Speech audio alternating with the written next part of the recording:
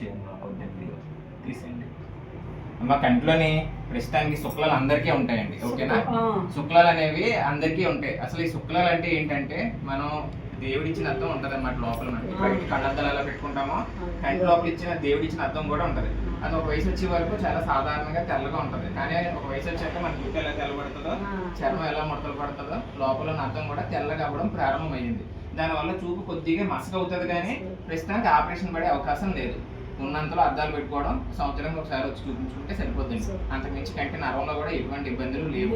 కళ్ళంతా చాలా ఆరోగ్యంగా ఉంది. అద్దాలు పెట్టుకుంటే ఏంటంటే చూపు స్పష్టంగా ఉంటుంది. కళ్ళు లాగడం, నీరు కారడం ఇవన్నీ తగ్గుతాయి.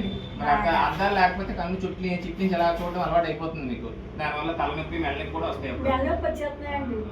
అవన్నీ తగ్గుతాయండి. అద్దాలు పెట్టుకుంటే సరిపోద్దండి. అంతకుమించి వేరే ప్రాబ్లం ఏం లేదు. మందులు ఇస్తానండి, ఓకేనా? ఓకే.